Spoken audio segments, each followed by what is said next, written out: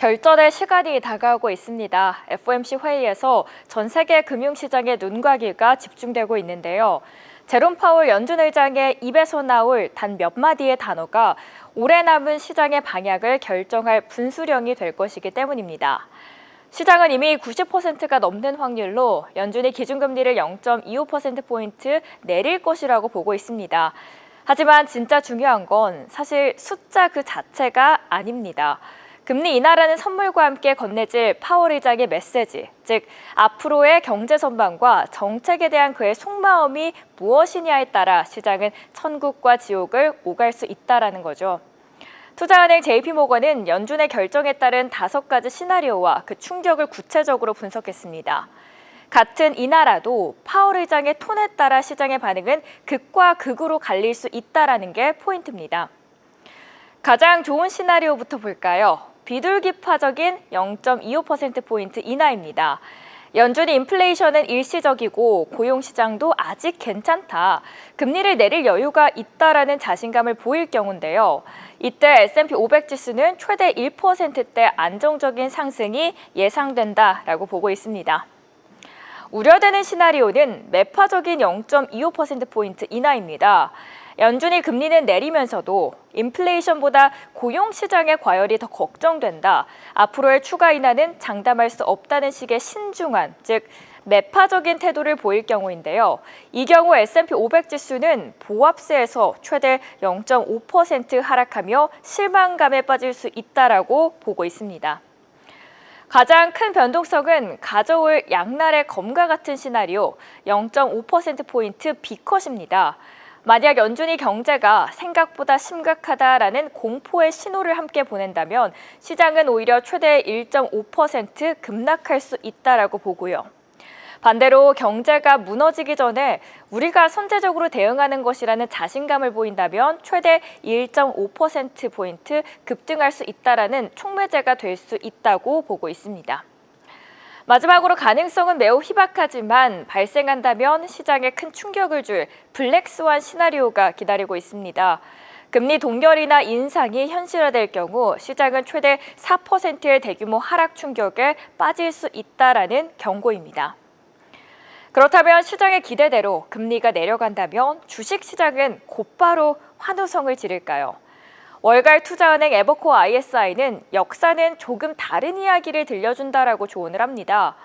1970년대 이후의 데이터를 분석해본 결과 역사적으로 첫 번째 금리 인하가 단행된 30일 동안 S&P 500 지수는 평균적으로 1.3% 하락, 나스닥 지수는 평균 1.8% 하락했다라고 보고 있습니다. 마치 좋은 소식을 듣기 전에 예방주사를 한 대 맞은 것처럼 단기적인 조정을 거치는 패턴을 보여준 셈입니다.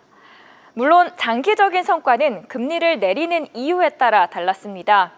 여유가 있어서 하는 인하의 경우에는 경기 침체 같은 심각한 위기 없이 연준이 경제를 미세 조정하기 위해 선제적으로 금리를 내리는 경우가 있는데요. 이런 환경에서 금리 인하가 시작됐을 때 주식시장의 12개월 수익률은 매우 강력하고 견고한 상승세를 보였습니다. 그리고 에버코어 ISI는 바로 이번 주에 예상되는 금리 인하가 이 경우에 해당이 된다라고 보고 있습니다. 두 번째로 어쩔 수 없이 하는 인하의 경우 경기 침체가 이미 시작됐거나 심각한 경기 위기에 직면해 연준이 마지못해 대응에 나서는 경우인데요. 이미 병에 걸린 환자에게 뒤늦게 약을 처방하는 상황과 비슷하죠. 이럴 때 주식시장의 12개월 성과는 빈혈에 걸린 듯 부진하고 미미했습니다. 결론적으로 에버코어 ISI는 이번 금리 인하가 여유 있는 선제적 조치에 해당하기에 단기적인 변동성을 거친 후에 증시가 다시 강한 상승 동력을 얻을 것이라고 전망합니다. 구체적으로 2026년 연말 S&P 500 목표치를 7,750으로 제시했는데요. 특히 AI 관련된 섹터가 시장을 주도할 것이다 라고 덧붙입니다. 이처럼 단기적인 변동성 경고가 나오는 가운데 월가의 또 다른 시각도 살펴보도록 하겠습니다. RBC 캐피털 마켓입니다. 장기적인 방향성에 대한 조심스러운 낙관론을 제시했습니다. RBC는 강력한 기업 실적을 근거로 S&P 500의 연말 목표치를 6,350으로 2026년 하반기 목표치는 7,100으로 제시를 하고 있습니다. 장기적인 상승 추세에 대한 믿음을 보여주고 있죠. 다만 연말까지 가는 길이 매우 험난할 수 있다라고 여러 차례 강조를 했는데요. 이유는 크게 세 가지가 있었습니다. 첫 번째, 계절적인 약세입니다. 최근 몇 년간 9월과 10월은 주식시장이 유독 힘을 쓰지 못하는 약세장이 반복이 되어 왔다라는 통계감. 그리고 둘째, 밸류에이션 부담감입니다. S&P 500 지수와 상위 10개 대형 기술주들의 주가가 너무 많이 오르다 보니까 이전의 고점을 시원하게 뚫지 못하고 힘이 붙이는 모습을 보이고 있다라는 분석. 마지막으로 개인 투자자들의 피로감인데요. 올 한 해 증시를 강력하게 밀어 올렸던 개인 투자자들의 투자 심리가 최근에 눈에 띄게 식어가고 있다는 점도 단기적인 조정의 신호로 해석을 하고 있습니다. 결론적으로 월가의 시각을 종합을 해보면 이번 주 연준의 결정이 단기적인 변동성을 불러올 수 있지만 장기적인 상승 추세는 훼손되지 않을 것이라는 조심스러운 낙관론으로 요약이 됩니다.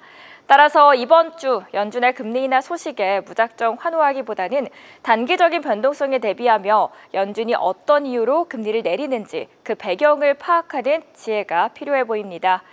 과연 제롬 파월 연준 의장 시장의 안도감을 선물해 줄 수 있을까요? 지금까지 월가 리포트 전해드렸습니다. 계속해서 다양한 경제 이슈를 알고 싶다면 구독과 좋아요, 알림 설정 부탁드립니다. AI 캐스터 권미정이었습니다.